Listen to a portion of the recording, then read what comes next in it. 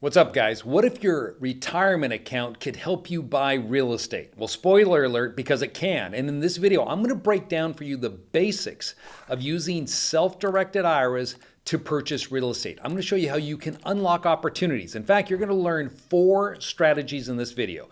I'm going to show you how you to use your IRA to purchase real estate. I'm going to show you how to partner with another person's IRA to go out there and buy real estate. We're going to talk about how you can actually partner with your own IRA to buy real estate. And last but not least, I'm going to show you how to borrow money out of your IRA completely tax-free. You heard it. How are we going to do all this? You're about to find out. So let's get started. Okay, so this is the thing. I talk to people all the time, and they're shocked to learn that they can use their retirement accounts or IRA to put it into real estate. I wonder, where have you been? We've been helping individuals for the past 25 years utilize their IRA monies in real estate. But I guess it's just one of those things. Who are you following? Where are you receiving your advice? Well, by watching this video, you're going to learn those 4 important things that I just shared with you of how you can take your IRA and start investing in non-traditional types of investments. Because if you have an IRA set up with your broker or your bank, they're telling you you can only invest in stocks and bonds, right? Equities, that's it. Well, the fact is, if you want to get outside of the equities and you want to get diversification with your retirement account, you need to take your IRA, your traditional IRA, and turn it into a self-directed IRA. A lot of custodians out there that offer this type of product, and what it means is that you can now direct your IRA funds into non-traditional types of investments that you have with your brokers or with your banks, meaning no longer you're limited to equities. But in using your IRA to do this, it's very important that you structure it the right way, because the last thing you want to run into is a situation where your IRA is blowing up, right? Meaning that the IRS looks at the transaction that you entered into and they say, hey, that's a prohibited transaction. Your IRA no longer exists. The other issue people face, which is really important, is limiting their liability exposure. Because when you're investing in stocks and bonds, equities like that, hey, your IRA is never going to be sued because you're not creating liability. But as soon as you step outside of the stocks and bond world and you get into the real estate realm, well, we know what real estate can do to you, right? It can create a lot of wealth for you, but at the same time, it comes with a lot of liability. So we have to look at ways to minimize that liability. So the strategies you're going to be learning we'll be showing you how to minimize the liability at the same time we're investing into real estate. So what am I referring to here? So the first step we have to do is move from a traditional IRA. So let's say I have a traditional IRA right here. I have to move from a traditional IRA into what I refer to as a self-directed IRA. So you have to roll the funds into this special type of IRA that's set up. It's still an IRA, but we just put the term self-directed on there because you get to direct now how those investments are going to be handled when they're in the IRA, not just limited to the stocks and bonds. So let's assume that we had $200,000 here in an IRA. Now, it doesn't have to be that large. It could be as easy as 50 grand. I tell people, hey, if you don't have a self-directed IRA set up, you need to get one set up, because when an opportunity comes along, you want to be able to take action. If I can take it down inside of a self-directed IRA because I don't want the income currently, then I'm going to be looking at doing something like that. But I can't if I don't have it in place. So the numbers don't matter here. The fact is you all need one. So let's start with this. 200K, you would then roll it into your new self-directed IRA that you have established with one of those custodians that provide this type of service. So the money rolls in, and of course, once it's done that, this gets shut down.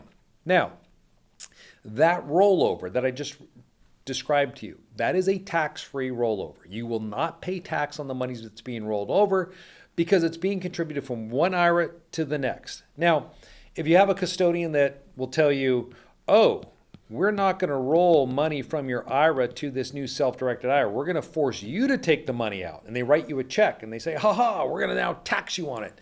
Let the IRS know that you received 200K as a distribution. Don't fret. Okay, all you have to do is show that you took that money you received, say the 200K, and you rolled it into your self-directed IRA within 60 days. Then you won't pay tax on it. And so then your CPA will have to work with that. It's not very often you run into IRA custodians that play that game, but I've seen it, all right? They don't want to lose the account, so they make it difficult on the individual account holder to roll their funds out. So now I got my money in the self-directed IRA. So how do I invest in real estate? Well, obviously you can invest in real estate directly in the name of the IRA, but that would be a mistake. You never want to buy a piece of real estate and put it directly in the IRA name, because by doing so now, any cash that's held inside of your IRA is now going to be exposed or at risk. That is, if the property is sued, and this has actually happened to one of our clients who owns about 14 properties inside of one self-directed IRA. I don't know why he didn't follow the advice that was given, but he kept all the properties directly in the IRA name. And when I spoke to him about this, because his IRA was being sued because a tenant was injured on one of his properties, he told me he thought the IRA was protected. And I explained to him, this guy, say he lives in Texas. I said, yeah, in Texas, your IRA is protected. But what that protection means is that if you have an outside creditor, let's say you entered in a lease agreement with this guy over here for an office building for your office, and now you've walked away from it. If this person is suing you, your IRA is protected from any judgments they obtain against you. So if you got a judgment against you here for $150,000 for the remaining 3 years left on the lease, well, they couldn't use that money to break into your IRA, or that judgment to break into your IRA. That's how lawsuits work. But in his particular case, what I said is that the property is the one that caused the harm. That's where the tenant was injured. So now they're suing the owner, which happens to be your IRA. That's why when you're investing in real estate to an IRA, if you want to use it to buy real estate, first step, I said, create a self-directed IRA. So let me just erase this. Let me go to a new screen here. So this is step one. Step one, you want to set up, okay, a self-directed IRA. That's step one. Set up your self-directed IRA. Okay, step two is you want to form a limited liability company. So this is step one. This is step two, form LLC. Now, when we form this limited liability company, the member of this limited liability company is the self-directed IRA. So let's assume that I set this entity up here in Wyoming. Okay, I set up my Wyoming LLC. And now I have my self-directed IRA that I rolled over the $200K. When I set up my LLC with the IRA as the sole member, okay, the IRA is the sole member, so on the operating agreement it states, hey, the member is this self-directed IRA. Who's the manager? Well, you're the manager, okay, so I'm the manager, and the IRA here is the member. Okay, so I got this company set up now. It's a disregarded LLC, so it doesn't have to file a tax return because it only has one member here. Now I have my IRA custodian move this $200K into the bank account that I established for my LLC. So I move the money into the bank account that I'm a signer on. Okay, that's not a prohibited transaction. You can actually be the signer on the LLC that holds the cash that's owned by your IRA. So now I got the money up here. So once the money's up into the LLC, then I can start using it to buy real estate. So rather than buy real estate directly in the IRA name, I'm going to buy real estate in the LLC name. So let's assume that you want to do a deal and that property is $100,000. Well, do you move the full $200,000 up? No, you don't. You only move the $100K that you need to put this deal together, and then you go and you buy the house in the name of this LLC. So you leave the remaining $100,000 down in the IRA, because if this LLC gets sued, you don't want that extra $100,000 cash there, right? That would just, you might as well just buy it directly in the IRA at that point. So what if I want to buy another house? What do I need to do? Well, it should be relatively obvious, right? Set up a second LLC the exact same way and move that $100,000 into this company here to buy your second property. So how many LLCs can your self-directed IRA own? As many as you want, all right? Just like you can own as many LLCs as you need, an unlimited number of LLCs, well, your IRA can own an unlimited number of limited liability companies. So that client I was referring to, he should have created 14 LLCs, one for each of his properties. So when that lawsuit hit, it would hit the LLC, and the only thing he had at risk would be that equity in that one deal, not his other 13 properties. Unfortunately, it's too late for him. It's not too late for you. So if you want to buy property in your IRA, it's simple. Self-directed IRA, roll the funds over, set up an LLC, start investing there. Okay, that's option number one. Now, I said you could also partner with someone else's IRA. Okay, so what does that look like? It means that both of you need to have a self-directed IRA. So let's assume that I've created a self-directed IRA and I rolled my funds in and I have $125,000 in there. And then my wife creates her own self-directed IRA, and she moves in her $50,000 from her IRA. Now, together we have these two accounts. So then what we're going to do is we're going to create a limited liability company like this. And let's assume that we're going to buy a house, and that house, let's say the house is, again, $100,000. Well, we could structure it as follows. I could have it set up where $50,000 comes from this IRA and $50,000 comes from this IRA. So we set up our LLC with myself and my wife as the managers of the LLC. Okay, so we're the managers. And then we make each of our IRAs 50-50 owners in this limited liability company. So her IRA custodian now moves $50K in. That same IRA custodian, self-directed IRA, moves another $50K in from here into the bank account, and then we take those funds and we buy a property. Now the profits now get split 50-50 based upon our capital contributions. Now here's where you can run into problems, okay? Sometimes creative-minded investors are looking for ways to increase, say, the value of this IRA. Because maybe this IRA here happens to be a Roth, which means when you pull money out, it's tax-free. So this property is throwing off, let's say, $1,500 a month. I know it's a bit high for a $100,000 house, but just play with me here on this. $1,500 a month cash flow. Well, I would rather have the money go to a Roth IRA than my traditional one that I have over here, self-directed, because that IRA I have to pay taxes on when I withdraw the funds. So the creative-minded investor will look at this scenario and say, wow, wouldn't it be cool if we did this? She contributes the $50K, I contribute the $50K, but we split the income 95 and 5. So 95% of the profits are going to go to her. I'll just take 5% of the profits because she has a Roth IRA and I want the money going there because when we take it out, it's tax-free to us. Well, see, the problem with that is that you're making a decision based upon taxes, and if it gets audited, they would recharacterize or recast that back to a 50-50 relationship.